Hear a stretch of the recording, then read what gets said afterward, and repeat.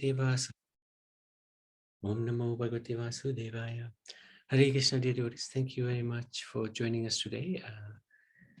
We seek the blessings of Radha Madhav, Radha Shyam Sundar, Krishna Balaram, Gaunitai, Srila Prabhupada, Guru Maharaj, and the assembled devotees, so that we can have a look at the final one of the Sapta Rishis that we've tried to research. So this is the 15th one. There's obviously a lot more Sapta Rishis, but these are the ones that we identified. And this is Pulatsya Muni, another very interesting personality. He's another of the Prajapatis, or the mind-born sons, Manasaputra of Lord Brahma, amongst the Sapta Rishis in the first Manvantara. That's Swambhu Manu's Manvantara. Pulatsya was born from the ear of Lord Brahma. So this is according to chapter 65 of the Adipariv, and the Bhagavatam as well, explains the same. The 7 great rishis, or the Sapta Rishis of the first Manvantara, are Marichi. So we've been through all of these: Marichi, Atri, Angira, Pulaha, Kratu, Pulatsya is now, and then Vashishta as well. He was the medium through which some of the Puranas were communicated to man. He received the Vishnu Puran from Lord Brahma and communicated it to Parasar Muni, who delivered it to mankind. So the Sapta Rishis have a role which is interesting, because they're sort of guardians of the universe, and they give guidance to various other sages, various Kshatriyas, various Brahmins, and then that advice is sort of filtered down towards mankind. So here we can see Pulatsya Muni's received the Vishnu Puran from Lord Brahma, and he gave it to Parasar Muni, who delivers it to mankind. So this is interesting how the universal order works. All the Rakshasas are said to have come from Rishi Pulatsya's line. Well, they got to come from somewhere. So Pulatsya was married to one of Kardam Muni's 9 daughters, Havir Bhu. They had 2 sons, Maharishi, Agastya Muni, and Vishravas. Vishravas and his wife, Kekashi, bore Ravan, Shupankar, Kumbhkarna, and Vibhishan. So on the other side,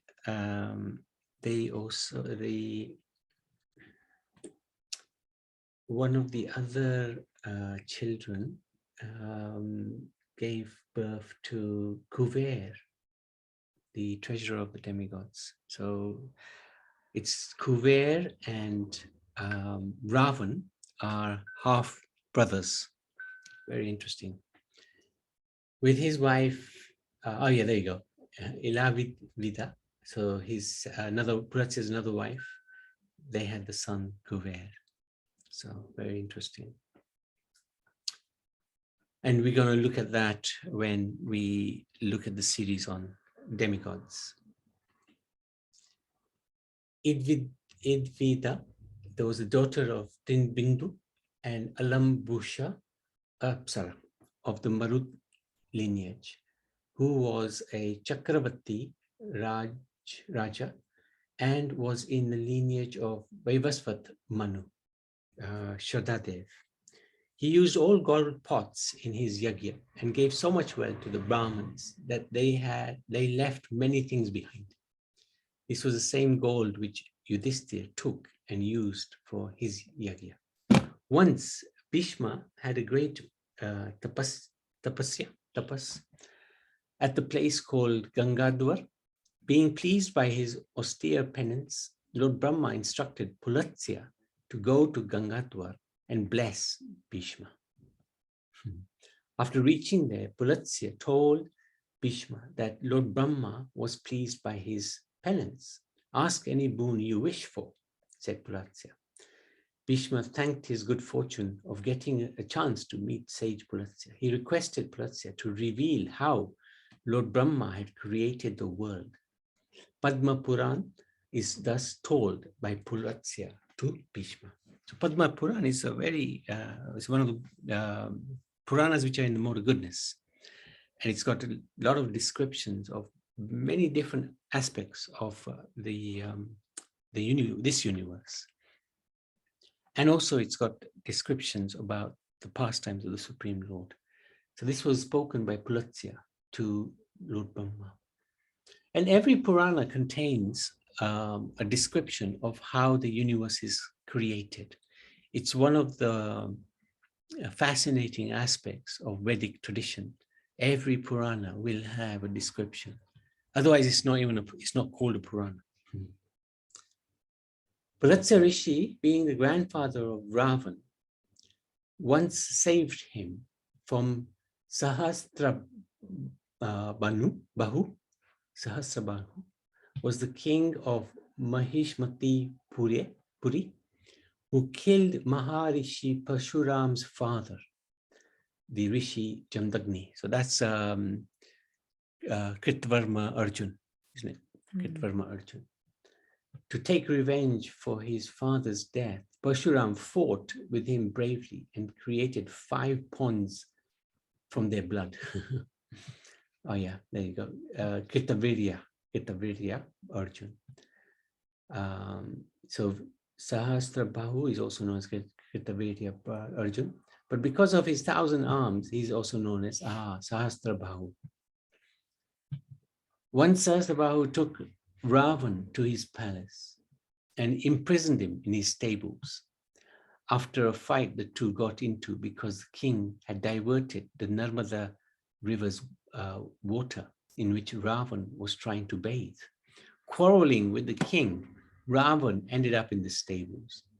So Kritavirya was extremely powerful. 1,000 arms, 1,000 hands, he had 1,000 bows, 1,000 arrows. So he easily defeated Ravan, very, very easily. And Ravan's grandfather, Pulatsya Rishi, protected him, saved him. Pulatsya Rishi intervened to save his grandson, and Sahasrabahu consented out of respect for the great Rishi to let him go. Sahasrabahu then demonstrated his friendship by giving many gems, fine cloths, etc. This same Kritavirya Arjun, Sahasrabahu, was defeated by Pashuram because Sahasrabahu killed the father of Pashuram, Jamdagni. And the reason he killed him was because one time this king went to the ashram of Jamdagni, and the ashram was very simple, but the sage was very accommodating, and he said to Kritavirya Arjun, sit and I will feed you, and I will feed your army. And Kritavirya was amazed. How are you going to feed our army? You've got nothing. And at that time, this wonderful Surabhi was with Jamdagni. And Surabhi, Gaumata, produced a massive feast. Kritavirya was very impressed, and he said to Jamdagni, I want your cow. I want the Surabhi. And Jamdagni said, no, you can't have her. She doesn't belong to me anyway. She's just in my care at the moment. Anyway, he became very upset. And later on, they came and took the cow and killed Jamdagni. And Parsuram became very angry, and he decided to, actually, they took the cow first, and then Jamdagni went and Parshuram went to get the cow back from Kritavirya Arjun, and he actually killed Kritavirya Arjun. And then later on, he had a lot of sons. They came and killed Jamdagni. So it was not a good. It was not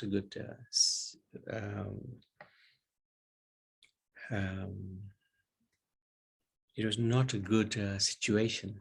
and Parshuram had to destroy the Kshatriyas many times over, many times over. So,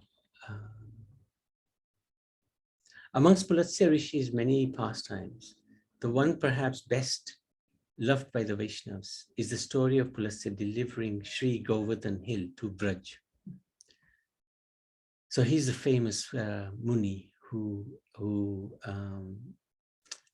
went to, as described in the Sri Braj Mandal Parikram. Once Pulatsya Muni, one of the 7 Munis, as he was touring all over places, all holy places, became stunned upon seeing the beautiful trees, wonderful flowers, fruits, gardens that were exquisitely, that the exquisitely beautiful son of Dronachal, Giriraj Govardhan, possessed. So Dronachal is a mountain, and Giriraj is his son, Giriraj Govardhan. And Pulatsya went to see this beautiful, went to see Dronachal, and he saw this beautiful mountain with so many wonderful trees and other things. Pulatsya Muni went before Dronachal and, showing him great worship and honor, said to him that he was a Kashi Vasi Muni. So Pulatsya was also a devotee of Lord Shiva, and he was a resident of Varanasi. Kashi has the Ganga. It has the Vishvara Mahadev. That's the famous Lord Vishnu's, Lord Shiva's deity there, Shivling. And sinful persons there receive Satya Mukti, liberation, as their final goal. But they want to perform tapasya there by establishing Govardhan at Kashi. So Pulatsya prayed to Dronachal like this, to give his son Govardhan to him. Dronachal was very affectionate to his son. But fearing the curse of the Muni, he said, how will you be able to take Govardhan? Right? Govardhan is huge. It's 8 yojanas, 64 miles long, 5 yojanas, 40 miles broad, and 2 yojanas, 16 miles high. So this was not a small mountain. And he's only the son of Dronachal. This question was asked before Pulatsya, who had replied that he could easily take it with one hand. These Munis are extremely powerful. The Garga Samhita describes Giriraj's breadth as 8 yojanas, 64 miles, but materialistic vision sees it and hears it only as 7 miles at present. The Parikram path is 14 miles, roughly 21 kilometers to walk around Govardhan. And there's a reason why it's less, why it's shrunk, which we'll talk about in a minute. Govardhan, he agreed to go along with the Muni, but he made a condition. He said, dear Muni, wherever you place me down due to the heavy weight, my heavy weight, there I will remain. So if you put me down anywhere on the journey, that's where I will remain. If you take me to Varanasi, I'll stay there. But if you put me down somewhere else, I'll just stay there. Pulatsya Muni promised, that's fine. I will be happy with that condition. He would take Govardhan to Kashi, not putting him down anywhere on the road. The powerful father of Govardhan, Dronachal, offered pranams, and then the Muni lifted Govardhan in his right hand and slowly began to proceed forth. As he proceeded, the best of the Munis came to Brajdham, Brajamandal. Upon seeing Brajamandal's unparalleled beauty, where Sri Krishna, Bal Leela, childhood pastimes, and Kaishora Leela, adolescent pastimes, were performed, and remembrance of the Yamuna, Gopas, Gopis, and Krishna's pastimes with the youthful Sri Radhika and her associates, Govardhan had no desire to go to any other place leaving Braj. Now also we got to remember, this same Govardhan is not different from Krishna. He's a devotee and he's God as well at the same time. So they have their Leela. In this way, Govardhan became so heavy that the Muni felt ill and forgot his own promise and set Govardhan down upon the grounds of Braj. So the best of Munis, upon completing his bodily purification, so he had to use a loop, again began to request Govardhan to come and sit upon his hand as he had done previously. But Govardhan did not accept his request to get up. The best of the Munis then tried to lift Govardhan, but he was unable to do so. Govardhan did not want to go. So Pulatsya Muni became extremely angry. And he said, and he cursed him, because you did not fulfill my aspiration, every day you will decrease one sesame seed. So from that time, long time ago, on Govardhan Hill shrinks by one sesame seed every day. So now it's no longer 64 miles high. It's come down significantly. It's not so wide either, or long. And the parikram now is only about 21 kilometers. He's also said that when Pulatsya Muni was flying over Vrajabhumi with Govardhan on his way to Kashi, it was Giriraj who increased his weight to the extent that the Rishi had to put him down. And it was this that caused the Rishi's sesame seed curse, later giving up the veracity of his curse. The Rishi promised Giriraj that in Dwapara everyone will start worshipping him.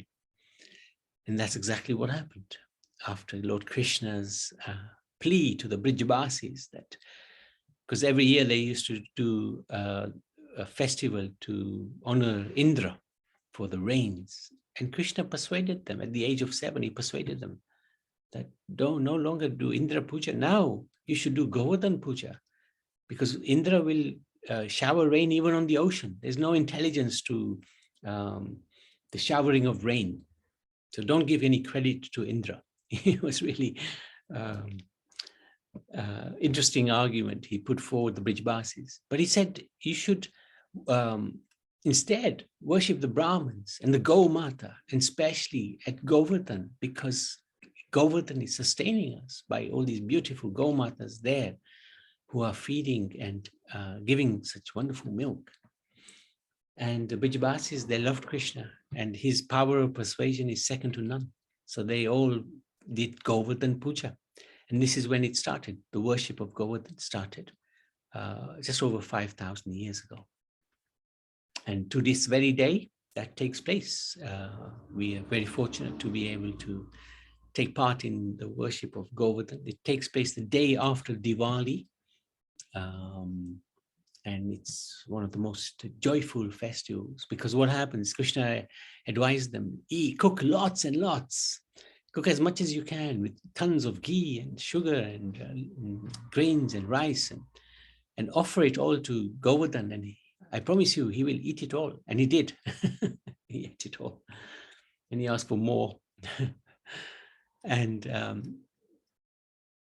at that time Indra became very upset because the Brijbasis stopped worshipping him. And considering Krishna an ordinary boy, he sent forth rains of destruction. And it rained heavily to the extent that it was going to kill some of the Gaumatas and the Brijbasis. So Krishna at that time lifted Govardhan with his left hand, little finger, and kept it up for 7 days, 7 nights. And in that way humbled Indra, but gave great joy to the Brijbasis. So, there you go. This is Pulatsya Muni bringing Govardhan to Braj. Amazing, amazing mural, this one. So that's the pastime of Pulatsya Muni. Are there any questions or any comments? Or Surinder, anything you'd like to share? Hare Krishna, Dandavat Prabhu, all the Vaishnavas, Nitai Gaura Haribol. Yes, very interesting Leela. connected with Pulatsya Muni and Giri Govardhan. There is a verse whereby Agastya Munis appear, and it is in praise of Nityananda Prabhu. So I'll read the verse and read the translation. Yes, Agastya Muni. Apparently, he is a son of Pulatsya Muni, isn't Agastya Prabhu? What did you say? I was asking Agastya Muni. I think he's a son of Pulatsya Muni. Yes, that's correct. Yes. So the verse is as follows: Balat samsaram bhonidhi harana kumbho bhavam aho satam shreya sindhunati kumuda bandhum samuditam khala shreni surjitimira hara surya prabhamaham bhajanityanandam bhajanatarukanam niravadhi. I eternally worship Sri Nityananda Prabhu, the root of the Krishna Bhakti tree, who forcibly swallows the ocean of repeated birth and death, like the Agastya Muni that made all the oceans dry up by drinking only a palmful of water, who is a rising full moon, the friend of the night blooming lotus, which causes the ocean of the saintly person's welfare, their bhavas, to swell, and who is a sun whose brilliant rays dissipate the darkness of ignorance cast by the various classes of miscreants. So the analogy is given like Nityananda Prabhu, he forcibly swallows the ocean of repeated birth and death, similar to the act of Agastya Muni, who drank a palmful of water and dried up the whole ocean. I think this lila refers to there was the fight between the demigods and the asuras, the demons. And demons were hiding under the ocean. And Agastya Muni, very powerful, so he took a palmful of water from the ocean and he drank, and he dried up the whole ocean. Like that is mentioned, yes. So Hare Nitsri Nityananda Chandram Patita Sharanadam Gauradam Tam Bhajiham Nitai Gaura Haribol Prabhu. Thank you very much. Thank you very much. Very good. So yes, anybody else? Any questions or any comments? So that's the end of the Sapta Rishis. So we learned quite a lot actually by looking at the Sapta Rishis, and I'd like to thank them for and wish and pray for their blessings so that we can continue on our devotional path. They're very powerful. They can bless, they can curse, but we want their blessings. So Sapta Rishis ki jai.